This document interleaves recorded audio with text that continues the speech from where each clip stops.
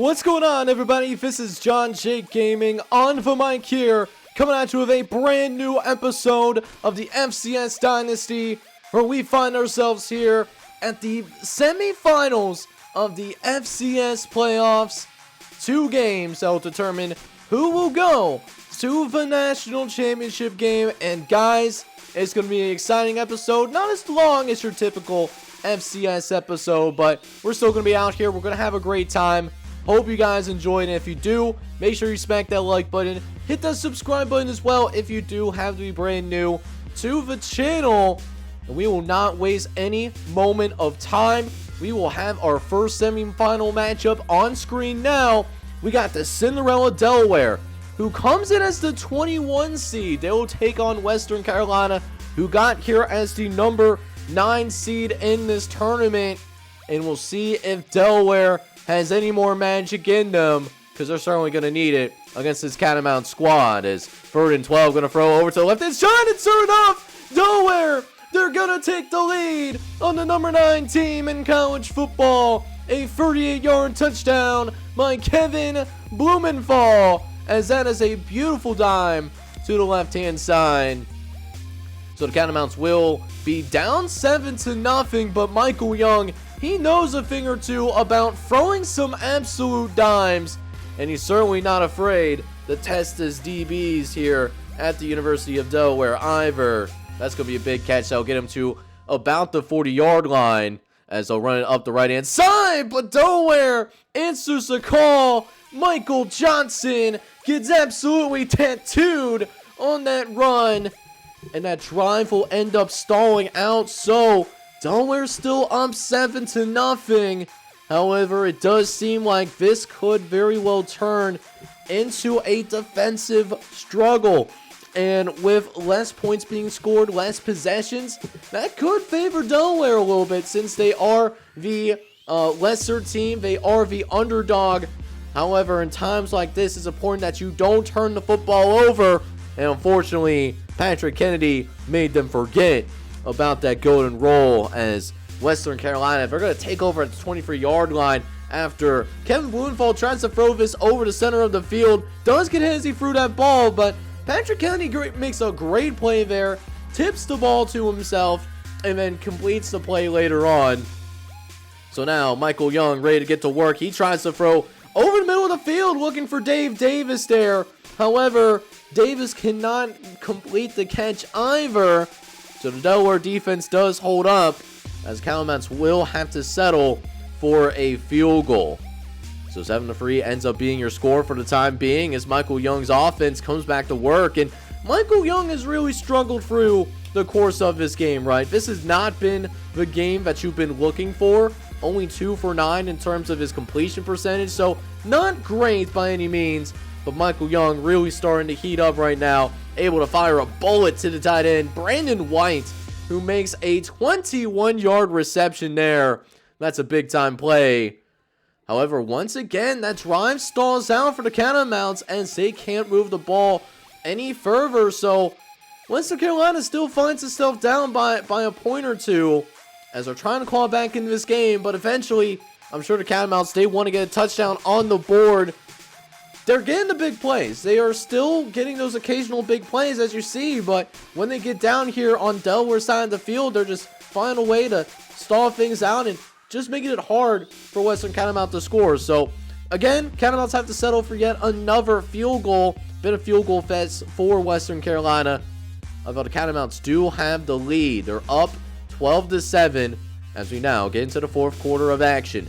Blumenthal under shotgun formation, facing the blitz, so he's going to fire down the right-hand side, and it's going to be intercepted. It will end up being intercepted by the true freshman, Pistol McNeil, and that is a critical play, as now the Catamounts, they can start thinking about getting a little bit of time off this clock right now.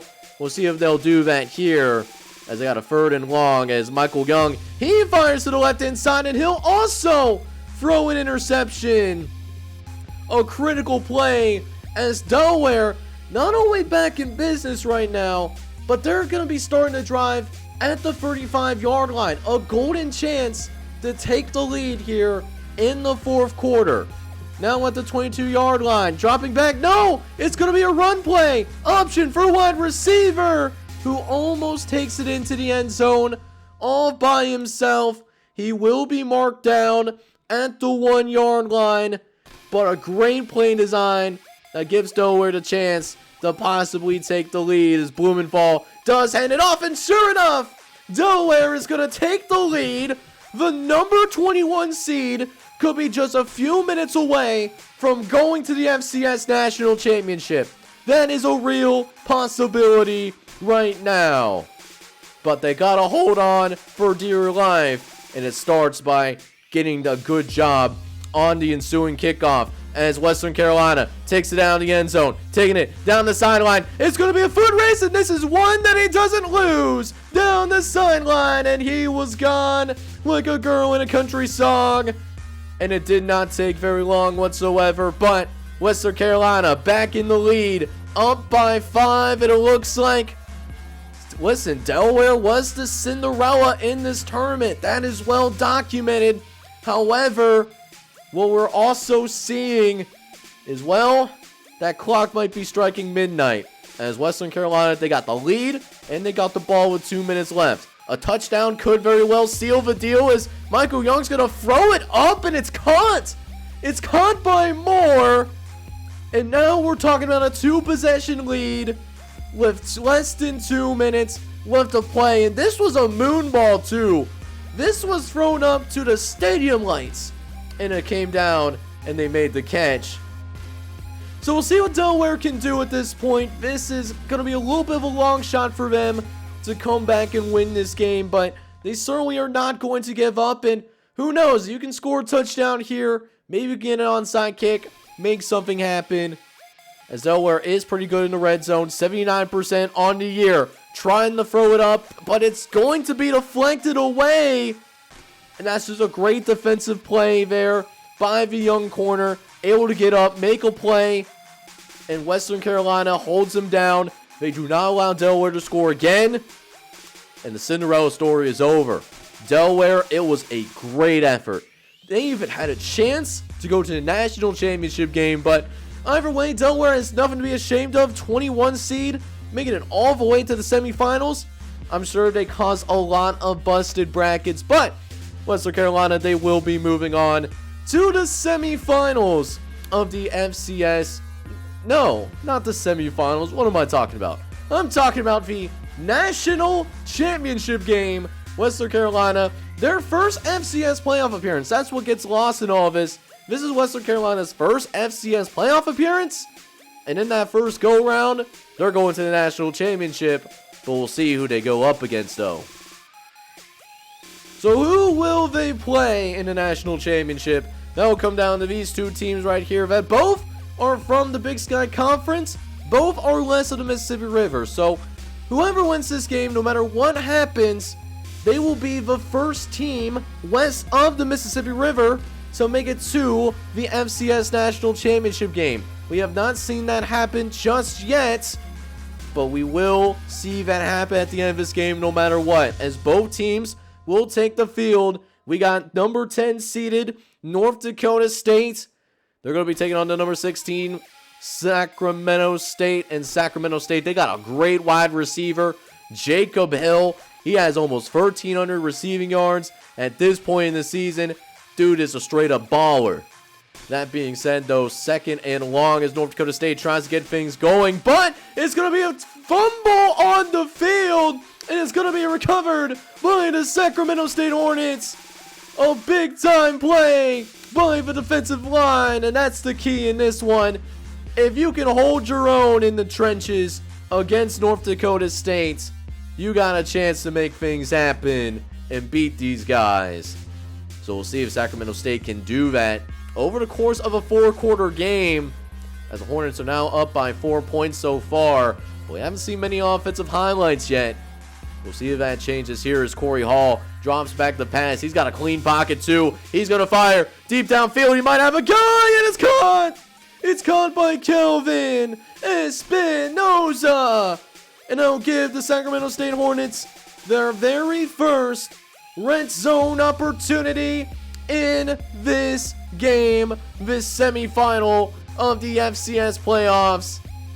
That's what Corey Hall can do when he has time in the pocket. He will kill you one way or the other. As now, Corey Hall drops back to pass again. He looks over to the right hand side. He finds the tight end, Trent Taylor, the senior, in the end zone. Touchdown, Sacramento State. So a 14-3 lead now as the Hornets, they're stinging well.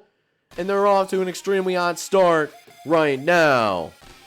So how will North Dakota State respond as they find themselves down by a couple of possessions? Not a good spot here if you're the Bison, considering you are a run-heavy offense. We'll see how they adjust things. They're going to stick with it. They are going to continue to stick with that running game for the time being. They're not going to panic. There are a lot of experienced guys on this roster that played a lot of FCS football. However, just nowhere to go. Sacramento State, and this is the thing with conference opponents going up against each other, especially this deep in the playoffs. These two teams know each other. There's not going to be a lot of surprises, particularly in this game. But, and speaking of things that aren't a surprise, Corey Hall does end up throwing another interception, and that is the big thing with him. He does throw a lot of interceptions. He throws a lot of touchdowns, but he also throws a lot of interceptions. Remind me of the last season that he had, that Jameis Winston had with the Tampa Bay Buccaneers. But we do have a fumble on the field, though, and it's going to be recovered by Sacramento State, though. They're going to be taking this all the way to the end zone, and that will be a 58-yard fumble recovery. Brandon Burke threw that halfback pass, but it goes horribly wrong as Garrett Keefe makes the catch, but does not hold on to it, though. And Burrell's going to make him pay for it. So now, Sacramento State up 21-3 as North Dakota State trying to get something going here, but again, another fumble on the ground. It's been a fumble fest. Was this ball laced with Butterfingers or something? I have no idea, but Sacramento State either way, they're taking full advantage and just in deep, deep trouble. Sacramento State in the red zone again, this time with Jack Quinn. Corey Hall did end up getting hurt in this game. However, Jack Quinn, who's a true freshman, by the way, he steps in, makes a great throw here. This is out to Kelvin Espinoza. Had to really time that pretty well. So that gives Sacramento State a 28-3 lead. Maybe this is where North Dakota State wants them, though, as next drive, we do end up seeing Willie Hendricks put the ball on the ground, and North Dakota State will be the ones that will recover the fumble. Now we got to see the Bison get it into the end zone, though. It's very important.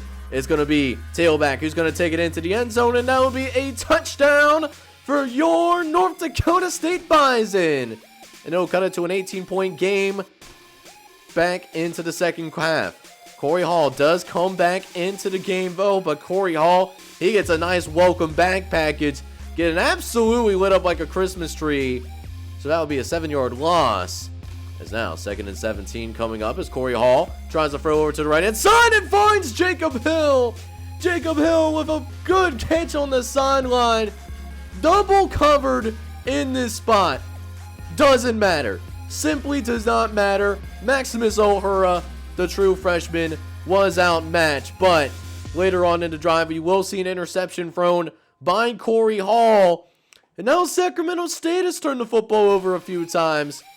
And what that also does is it gets North Dakota State in pretty darn good field position as well. We'll have to see what they do with that as they're across the red zone marker, trying to make this a 2-score game, trying to get it out on the pitch, but the pitch goes horribly wrong, and that's recovered by Sacramento State. Just a very sloppy semifinal game that we got going on here as we're late in the third quarter now. Corey Hall wants the dagger, fires to the right-hand side, and it's gonna be incomplete. Kelvin Espinoza was down the field, one-on-one coverage, and Stitch holds up. So Sacramento State was forced to punt, but North Dakota State, they do get a field goal on their next drive. Nothing too crazy, though. It is back to a 2-possession game. So North Dakota State not completely out of this, but they must score on this drive. No ifs, ands, or buts. Keefe looking over the middle of the field, tries to get it out to the receiver, and there's a receiver who actually makes the play. Who made that? It looks like it's Jerry Rice III, the sophomore wide receiver that came down with that ball. And now a goal line opportunity for the Bison. Option, right hand side, should have pitched it out to Brandon Burks, because if he did, that's a touchdown that we're talking about there. And unfortunately, North Dakota State, they go for it on 4th down. They just don't get it, but inside the 5-yard line, Sacramento State, they try to run the football there, and it's going to be fumbled, recovered by the Bison. They go for 2. Really interesting decision that they went for 2 there, but it's a 2-possession game still. So North Dakota State, they still need a miracle, and they might have something going here. They got another turnover here while Sacramento State tries to run out the clock. Get this touchdown here, you might be in business. And sure enough, it's going to be one of the receivers that make a play. It's John Weeks making the touchdown grab. If they just would have won for the extra point, they would have not have to worry about this. They could have gone for 2 and tie it now, but instead, down by 2, they need a little bit of luck to win this game. And while we will see John Weeks make the catch, unfortunately, nobody for him to pitch it to. And so this is going to be a little short, unfortunately. You know, Keefe trying to throw it as far as he could, but just doesn't matter at the end of the day. So it is Sacramento State that hangs on for dear life. They did almost blow a 28-3 lead, but the Hornets, they go to the championship. And when we started this FCS series here in year number 5, there were 119 teams that felt they had a legitimate shot of winning a national championship. After several weeks of the regular season, playoffs, and conference championships, that's now down to the 2 teams. The Western Carolina Catamounts, who are running a 4-game winning streak. In the next episode, they will take on the Sacramento State Hornets, who are also riding a 4-game winning streak into this national championship game. It should be a great one. I hope you guys are excited for this national championship game. It is planning on being dropped on Sunday night. That's when you should expect to see the national championship game. And I hope you guys are excited for it. If you are, make sure you go ahead, smack that like button, hit that subscribe button as well if you have to be brand new. I'll catch you guys next time with the presentation of the national championship game. But until then, I hope you guys are all out there having a good one. Take care, everybody.